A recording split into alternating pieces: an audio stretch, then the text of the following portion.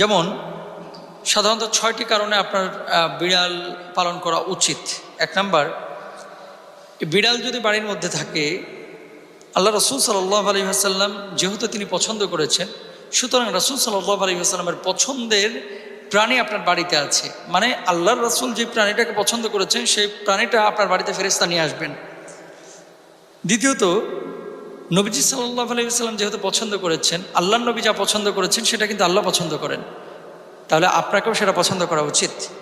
3 number, আল্লাহ রসুল সাল্লাল্লাহু আলাইহি ওয়াসাল্লাম ভালোবেসেছেন, তার মানে বিড়ালকে ভালোবাসা এটা সুন্নাহ।